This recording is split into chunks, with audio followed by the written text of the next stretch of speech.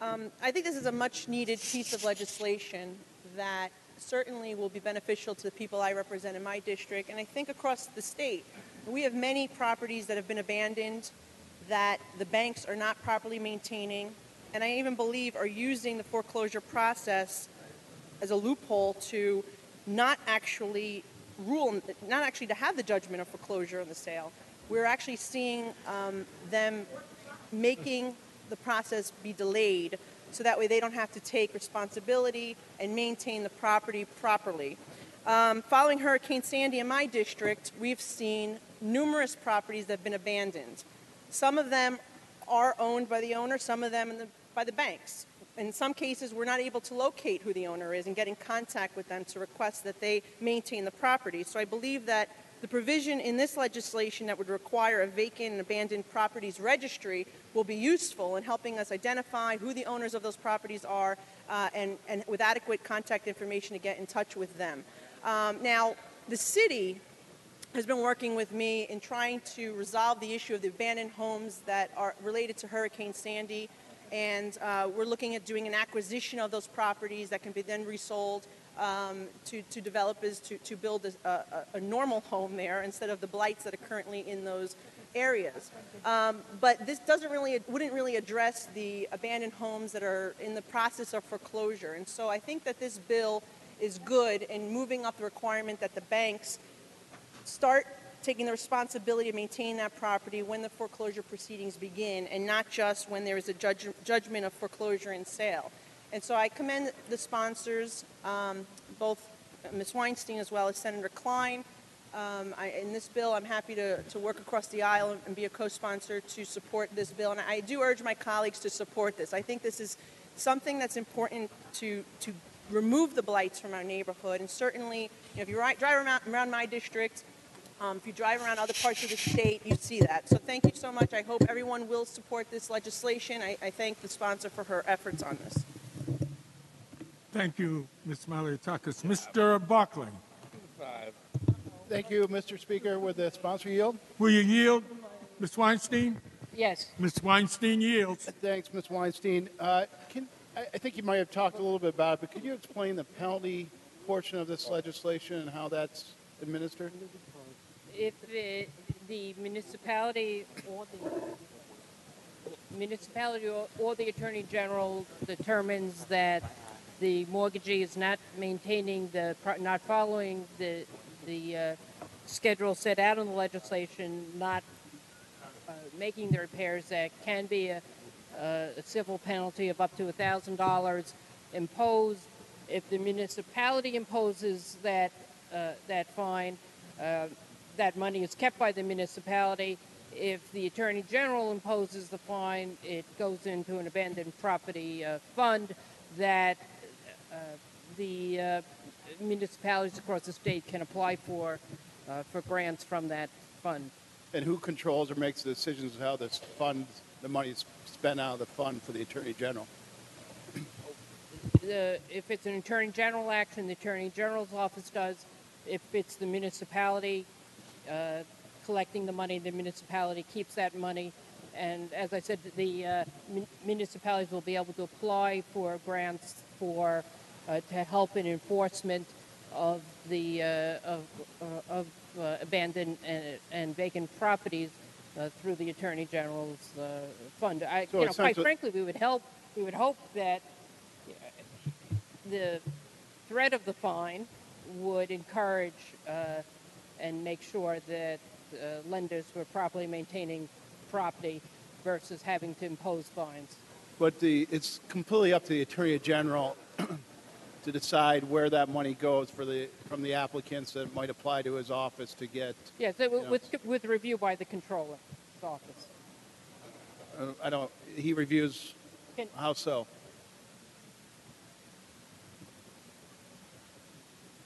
I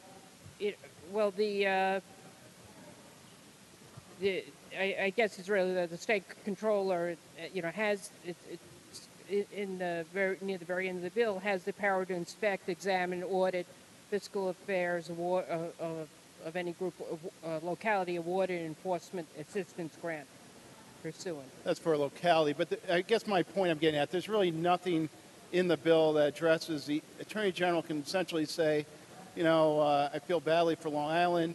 We got a lot of applications all through the state, but I want to give all the fine money to Long Island. There's no formulaic process here where he says, well, we have $100 million in this fund and it's going to be spread completely out the state. It's completely up to the Attorney General to send the money wherever he thinks he deems is appropriate. There is, some criteria that's in the legislation.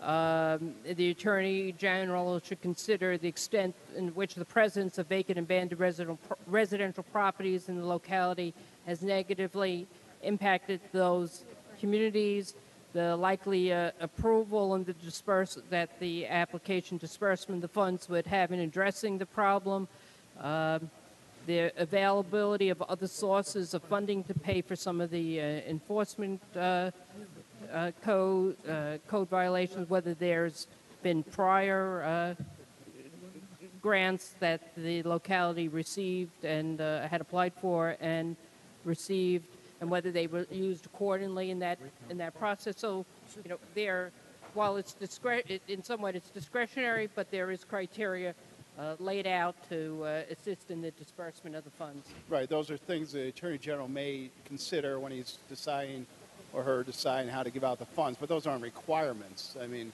he could rest his hat. I mean, it does say the Attorney General shall, at a minimum, consider. So they are in fact minimum requirements to relating to the disbursements of any monies received. Thank you, Ms. Weinstein. On the bill, please. On the bill. On the bill, Mr. Barclay.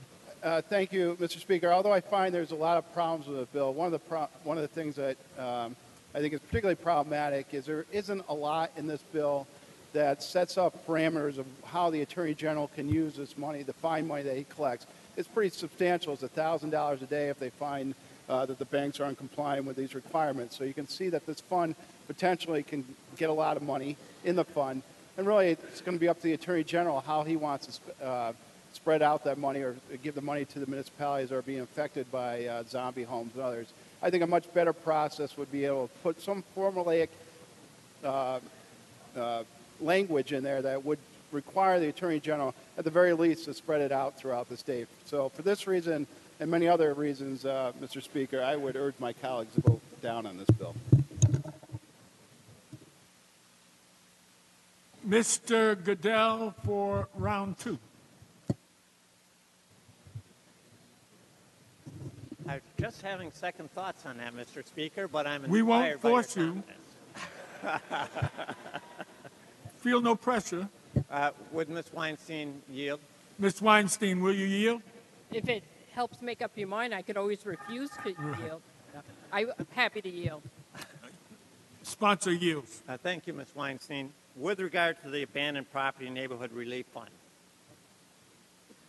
am I correct that none of those funds are used to actually fix zombie properties? Well, in theory, they could be, because the locality could request funds to help repair and maintain those properties. Currently, that's in fact what's happening, is localities are spending a lot of money on these properties now, whether it's boarding up a property, responding to expending monies for fire, criminal protection because of illegal entry onto the property. So the municipality could decide to use the money to help secure property that isn't being properly secured by an offending mortgagee. Well, the reason I raised the question is that on page 8, starting in line 51, it says that the funds could be used, quote, only for the purpose of providing abandoned property enforcement assistance. And doesn't that mean that it can only be used for municipalities to bring an action against banks? I mean, there's no language in there. I mean, I guess my concern was only for enforcement actions. Don't we want to, if we have such a fund, don't we want to enable municipalities to use the funds as you described to actually correct housing problems or other issues?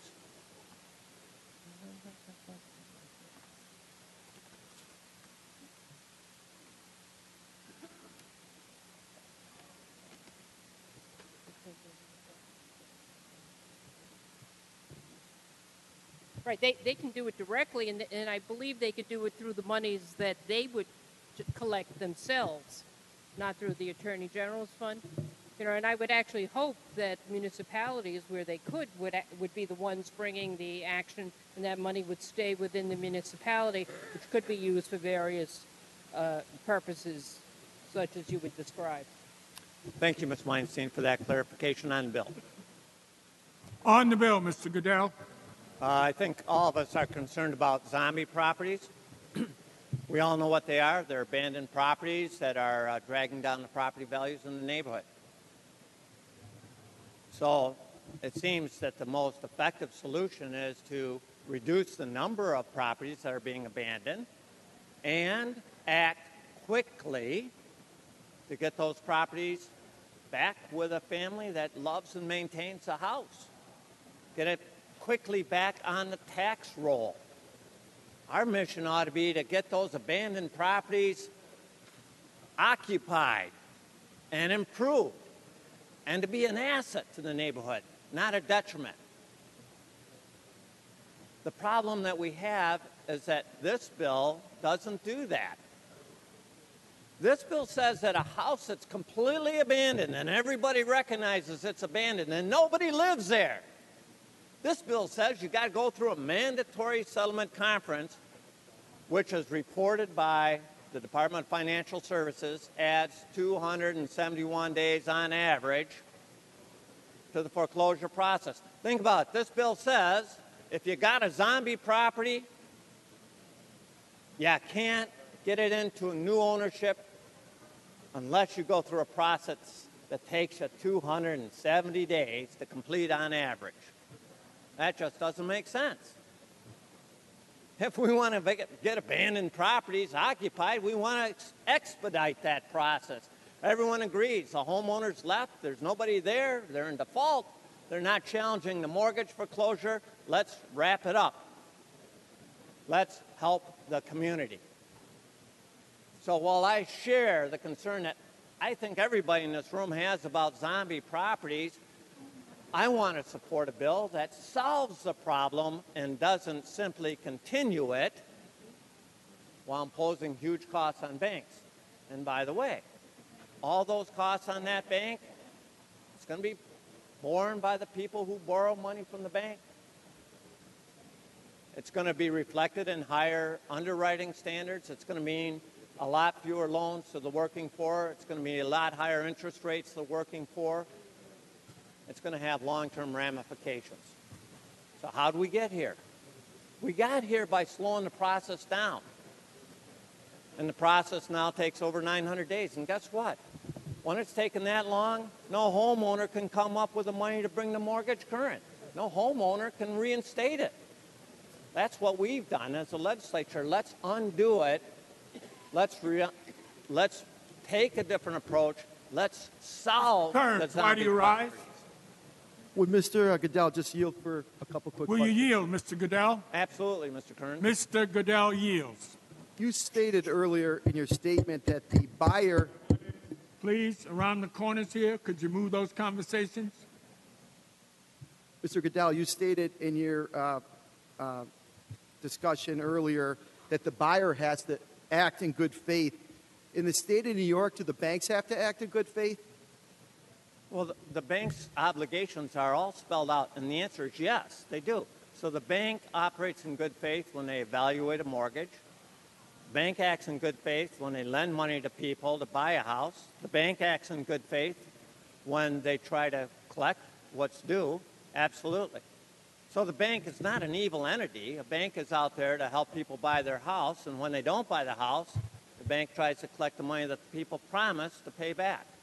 So yes, the banks do have to operate in good faith, and by and large they do. Legally, you're an expert.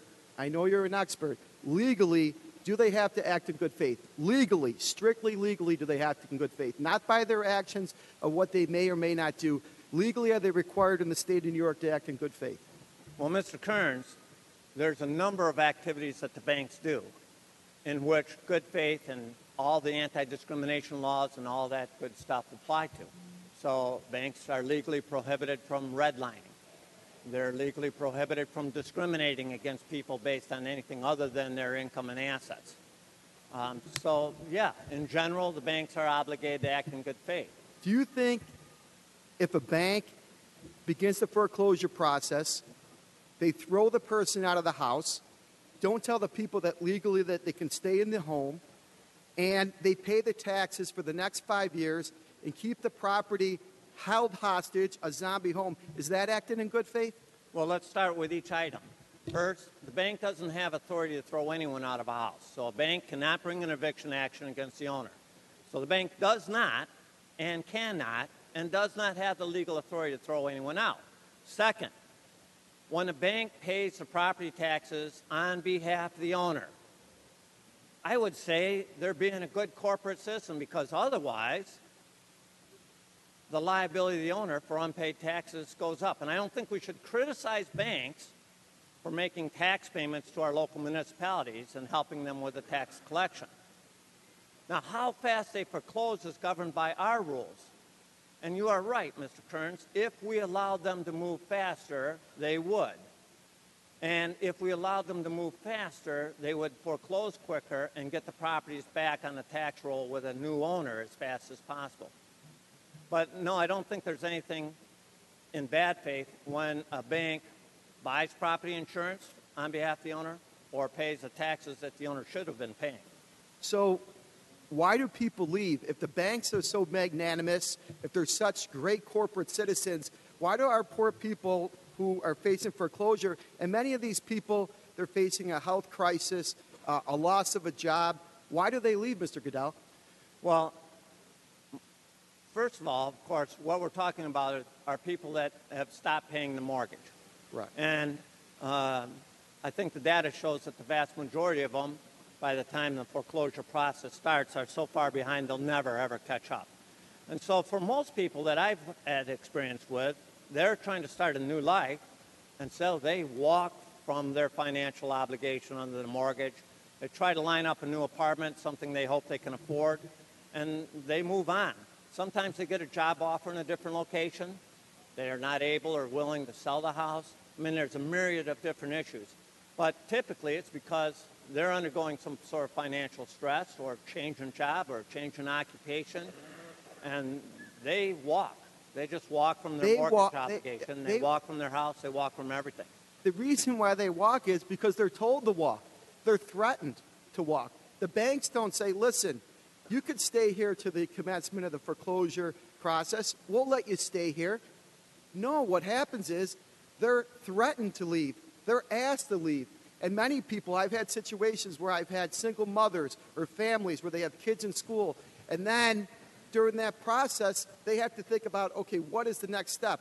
Now they don't have money for a down payment on a house. They don't have money for a down payment on an apartment. They're even in more financial constraints. The banks could act in good faith. Legally, they don't have to act honestly and fairly. That is a fact. The banks in the state of New York do not have to act in good faith. And it's really important. And the reason why it's really important here is the banks use the process. Mr. Kern, you have to ask a question. There's another time for you to make a statement. You have the right to do that, but you... On the bill. This will be the last time I speak today. You can't get on the bill now. It's still his time. After he's finished. I yield to you. I'm waiting for your question. Right. But I would respond, Mr. Kern, to what I think might be a question. Gentlemen, I already told him that, so you didn't need to Mr. Goodell, back him do you up. know how many properties where banks are paying property taxes in the state of New York? Do you know that number? I just saw the list, but in Erie County, your county, it's about 2,400, I believe. And I would remind you, Mr. Kearns, that as part of our existing statutory procedure, the banks, when they send out a notice of foreclosure, have a special notice in large print on a colored piece of paper, so it stands out, that they provide the homeowner that lists the homeowner's rights. Included in that special notice, and it's bold print, it has to be a different color, is a list of all the credit agencies that might be able to help them. So we, by law, have required the banks to give all that full disclosure to the homeowners right at the beginning of the mortgage foreclosure process. Now, if homeowners don't understand it, or they don't read it, or they don't look at all the credit assistance agencies, then I don't know what they're doing, because it's all designed by us to make sure that the homeowners understand fully all of their rights. And that's in the current law. Thank you, Mr. Goodell, and I want to thank this honorable body for giving me this opportunity to ask these questions today. Thank you, Mr. Speaker. Are you asking him to continue to yield? No, I'm No. not. Then you sit down. Mr. Goodell, there is an order here. We follow it. Mr. Goodell, it's still your time. Thank you, Mr. Kearns, and I appreciate your efforts on addressing the zombie property. And I support your efforts to move this issue forward, and hopefully we can come up with a solution that reduces the number of zombie properties and addresses the issue. And what I'm suggesting to all my colleagues before I sit down is that the way to do it is that when we have an abandoned property, we should have an expedited procedure. That expedited procedure should result in getting the property sold to a new party as quickly as possible, so that we can put it back on the tax roll and have a new family, improving the house and making it an asset. And unfortunately, even though this legislation is very well intended, it doesn't have that effect. For that reason, I would recommend we redraft it and address those issues. Thank you, Mr. Speaker. Read the last section. This act shall take effect on the 90th day. Clerk will record the vote.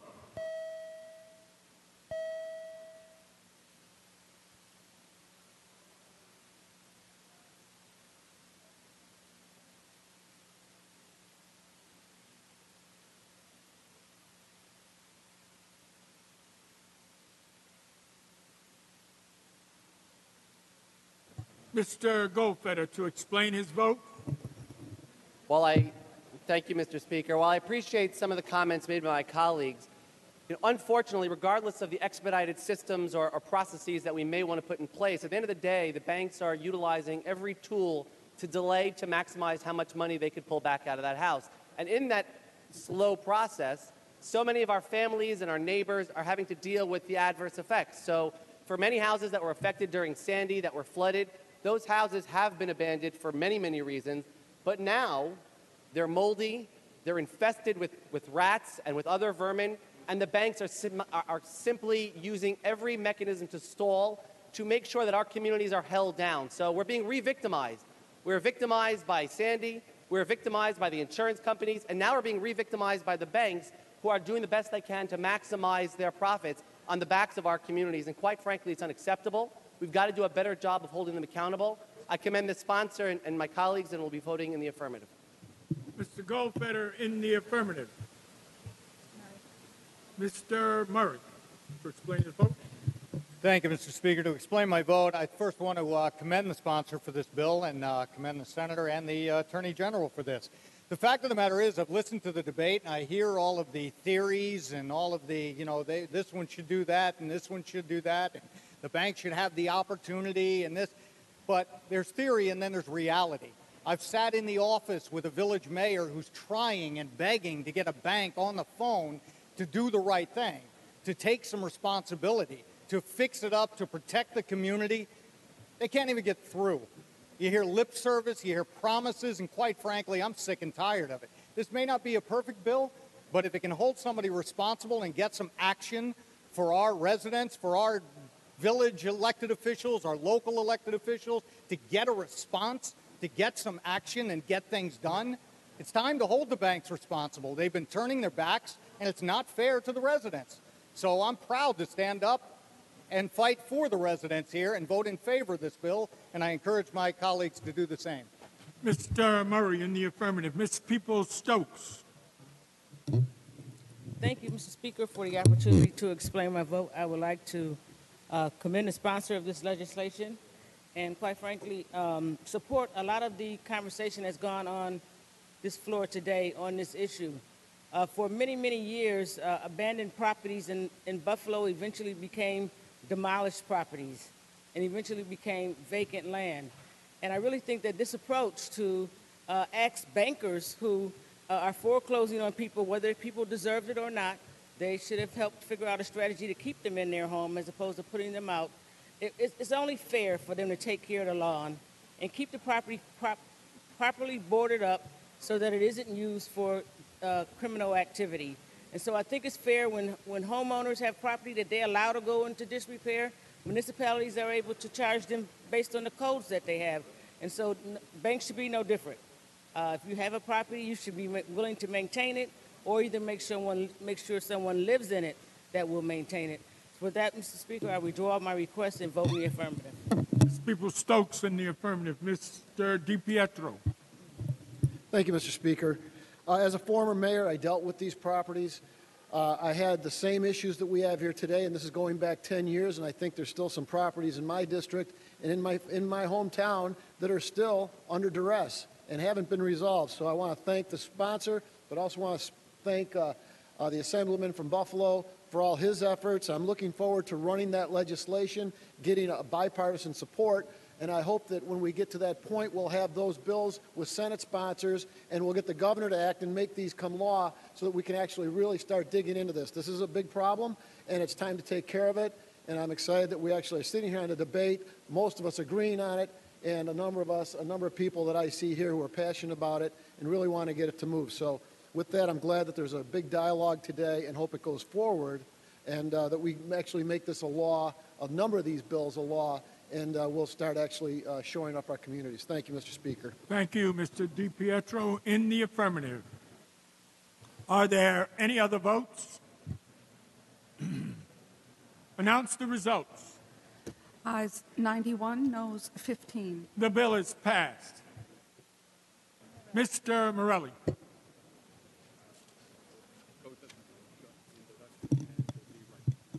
Thank you, Mr. Speaker, for allowing a brief interruption. A very patient group of folks have joined us from the Bronx who are up in the gallery over your desk, Mr. Speaker. And on behalf of Speaker Hasty and all the Bronx members, I'm not supposed to acknowledge that Mr. Jonai did much of the coordination, so I won't mention that. But there is a number of things going on, but notably is Bronx Night tonight. I'm sure many of the members will stop by. But I did want to take a moment to acknowledge some of the important groups from the Bronx who have joined us, including representatives of the Bronx Overall Economic Development Corporation, the Bronx Chamber of Commerce. From my old days as chair of the Tourism Committee, I fondly remember friends from the Bronx Zoo and the Botanical Gardens and the Bronx Museum. Also representatives from Montefiore, Mercy College, Monroe College, Bronx Net, and Bronx Talk, Astor Collegiate Academy's Bronx Kids Media. And we're also joined by someone who will be performing later today, a pop classical vocalist, Elio Scaccio, who is performing at that event, and he's joined us as well. I see many of our friends from the Bronx are up here, and they've been observing our proceedings very patiently. We're so delighted to have them. On behalf of the Speaker and all the members, if you'd please extend the cordialities to this great group. Certainly, on behalf of the Speaker and all the members, the Bronx delegation, and all of the state, we welcome you here to Albany. Extend to you the privileges of the floor. Look forward to a great evening, and we're always pleased when the Bronx is in the house. Thank you so much.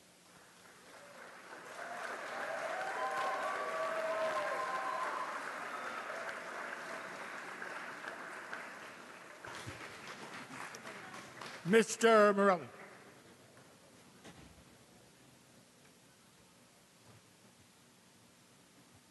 Yes, thank you, Mr. Speaker. If we can now go to calendar number 147 on page 9 of the main calendar by Mr. Wright. Clerk will read. Assembly 3376B, calendar number 147. Mr. Wright, an act to amend the tax law. An explanation is requested, Mr. Wright. Thank you, Mr. Speaker. More than happy to give an explanation. This bill includes writer salaries, director salaries, and fees within production costs eligible for the Empire State Film Production Credit. More simply put, it's a carve-out for minority and women writers and directors from the Empire State Film Credit Fund. Ms. Corwin, Thank you, Mr. Speaker. Would the sponsor yield? will you yield, Mr. Wright? Absolutely, Ms. Cohen. Sponsor yields. Absolutely. Thank you, Mr. Wright. Really, this is more of a clarification because what we're talking about here is affecting the Empire State Film Production Credit. Film production, yes. Right, and that was a 400. Which is already in existence for $420 million. Exactly. I believe we did that a couple budgets ago, and it's been upped, and I believe the total amount for that is $420 million. That's right. That's that correct. would go towards production costs and various costs associated with film and television production.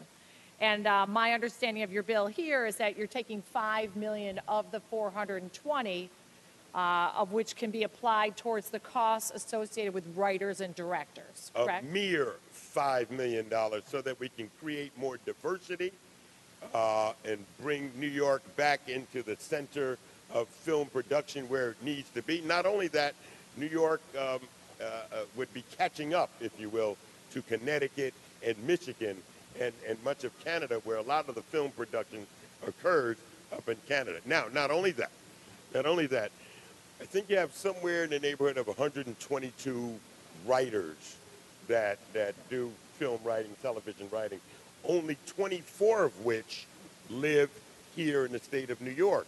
This would bring writers back to New York, thus contributing to the tax base and thus making sure that we are the center of the universe of the film production industry where we need to be. Sure. Okay. And I guess what I'm getting confused at is in the first section of the bill, you're talking about legislative intent, and you're saying the legislature hereby recognizes, provide the incentive to enhance diversity in the ranks of television writers and directors. That's very different than what the original intention of the Empire tax credit was to begin with, correct? I mean, my understanding of the $420 million was to help initiate economic development here in New York State. But it sounds to me like now we're kind of changing the mission of that tax credit to instead work towards enhancing diversity. Well, no. Well, diversity means economic development. Economic development means a bigger tax base. So I don't see how the two are mutually exclusive. I find that they are both one and the same, and the diversity will contribute to the economic development of not only this program, but to the whole state of New York. Sure, I absolutely understand the merits of that. I just want to make sure we're clear as to how this is going to work. So it's not $5 million in addition to the $420. No, it's $5 million part of the $420 million. Okay, that's fine. And now I'm thinking back to the $420 million, part of which was used, and we affectionately call it on this side of the aisle, the Jimmy Fallon tax credit. The what? The Jimmy Fallon tax credit. The Jimmy Fallon tax credit. Right, because it was a Jimmy Fallon show that apparently received some of those benefits and incented him to move from California to here in New York. Okay. Now, I don't know his writers and directors. I don't know if they are minority or women. But in that scenario, would that type of program be eligible to the same types of incentives under this bill? Would that program? I would say so, yeah. Okay, so we're fostering diversity by allowing Jimmy Fallon to come over here on the taxpayer's dime? Well, no, by making sure that the writers that write for Jimmy Fallon show, the directors, if they are minority or women, that they would be eligible for the tax credit. Okay. And the minority and women aspects of this doesn't apply to any of the production costs, the makeup people, the stage crew, any of those behind-the-scenes type people. It's just writers and directors? That's already included. Okay, but is that included where, under the provision of making sure it goes for minority or women? We're talking about the writer's salary, right? And the fees associated. Yeah, we're talking about the makeup people, the prop people, That's already included, I believe, in the. Okay, so that's not part of the 5 million, that's part of the other No, we're aspects. not changing a thing. We're not Got it. changing a thing. Okay, great. We're talking about writers and directors. I see. Okay. Well, thank you very much, Mr. Wright. I appreciate your clarification. Thank you. Thank you, Mr. Speaker. Owen. Read the last section. This act shall take effect on the 120th day. Clerk will record the vote.